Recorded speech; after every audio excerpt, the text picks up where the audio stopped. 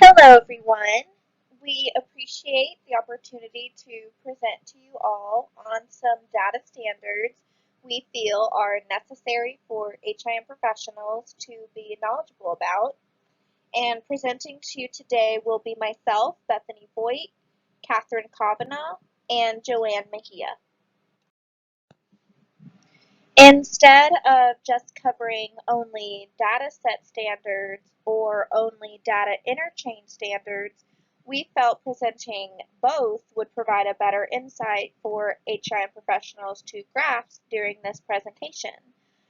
With that, we decided to present the data sets of data elements for emergency department systems, or DEEDS, and the Uniform Hospital Discharge Dataset, or UHDDS. In addition, an interchange standard we chose is the ever so popular Health Level 7 International, also known as HL7. These are the learning objectives. First, discuss the history and governance of dataset and interchange standards. Second, explain the purpose and function of healthcare datasets and interchange standards. Last, recognize the structure and components of datasets and interchange standards. So to begin with the actual presentation of the data standards, I, Bethany Voigt, will be covering the data elements for emergency department systems, or DEEDS. Now for a little history and governance. The data elements for emergency department systems, or DEEDS, can be referred to as a set of guidelines or even standards that are used for providing uniform specifications for any data that is entered into emergency department patient medical records. Now, this dataset standard was drafted in 1996 by the National Workshop on Emergency Department Data after a thorough review and revision of the documentation format was completed. A year later, in 1997, DEEDS was completed and published by the United States Center for Disease Control and Prevention. This dataset standard continues to be updated in order to accommodate changes specifically with clinical informatics, health level 7 processes, and the expanding scope of emergency care. With this, DEEDS now ensures that information can be integrated within electronic health record systems by emphasizing the national standard for electronic data interchange. Moving on to purpose and function, the DEEDS dataset standard has a variety of purposes and functions, but the general purpose or scope is to make sure data elements have those uniform specifications in order for necessary information to be added into and retained in the patient emergency department record system. In addition, the data standard strives to reduce incompatibilities with things such as linking data, using that data, and even collecting that data, and so on, as well as encourages consistency in its functioning. DEEDS also ensures emergency department data is integrated with existing data, specifically with electronic medical information. It services to immediate patient care and satisfaction for necessary and adequate data entry, and this standard also has a function of maintaining those record systems. In terms of the structure and components of the DEED system, there are around 156 data elements organized into 8 specific sections. These sections consist of things such as patient identification data, such as patient name, their date of birth, and even their account number. Also, practitioner information, such as practitioner name and organization, and even emergency department payment data involving insurance and authorization are also included within these sections. There are also many other specific elements under each section that are necessary for formatting patient data within emergency department medical systems.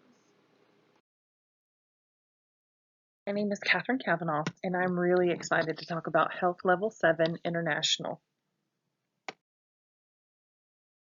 Let's begin with history and governance of HL7. HL7 was founded in 1987.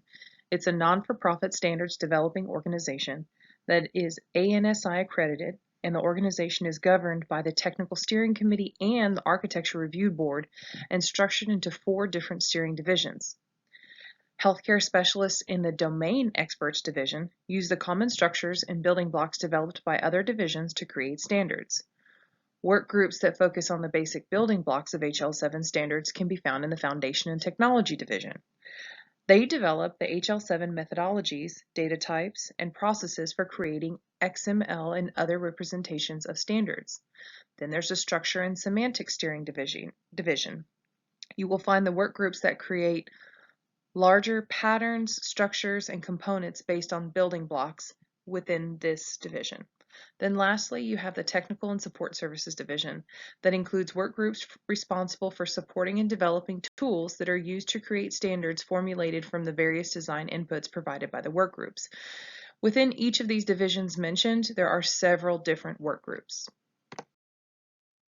So this brings us to purpose and function of HL7. This standard is dedicated to providing a comprehensive framework and related standards for the retrieval, integration, exchange, and sharing of electronic health information. This supports clinical practice and management, delivery, and evaluation of health services. Basically, it supports healthcare organizations by providing them with specifications for making their systems interoperable. Next step is the structure and components of HL7. All of the work groups within the divisions mentioned earlier collaborate together to generate and approve the standards used within HL7. There are many key standards that have been created. There is version 2 messaging standard, which is used for exchange of clinical data. Clinical documentation architecture, also known as CDA, which is used to support electronic documentation of patient encounters and services, such as imaging studies and lab reports. CDA was also developed as part of HL7 version 3 product suite, which relies on the HL7 reference information model, RIM, data types, and vocabulary standards to provide building blocks for the development of the structure in the standard. The version 3 is also a product suite that is designed to be an XML-based collection of standards that will enable an organization to support clinical information exchange.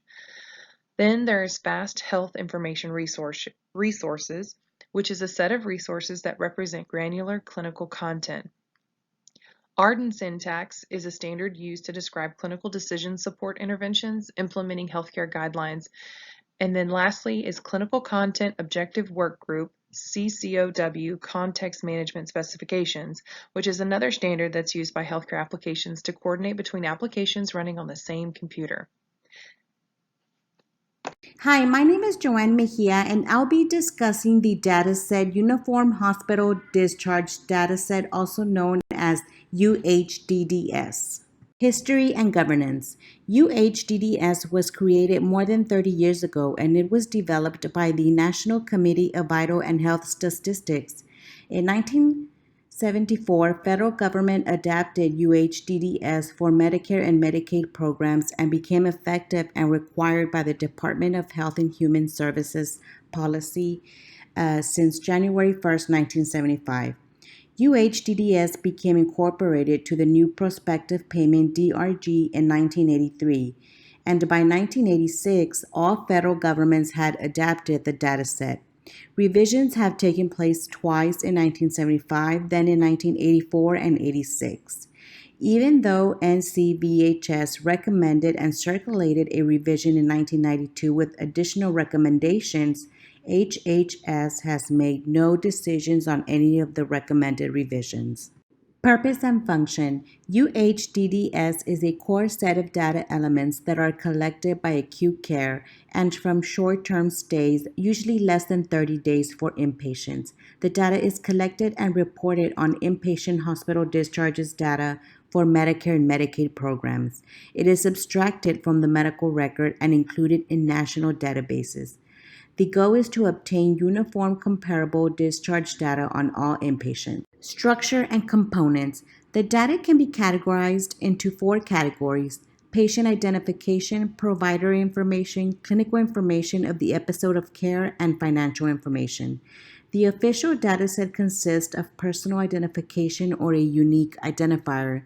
This is usually the medical record number. Then patient name, patient's date of birth, gender, race, and ethnicity. Residence healthcare facility identification number. This is a identification number that the Centers for Medicare and Medicaid have developed, a universal identifier system for all healthcare facilities. Admission date, type of admission, attending physician identification. This is used by the facility to identify the physician. And the surgeon identification. This is also used by the facility to identify the surgeon. These are the references that we used for our PowerPoint.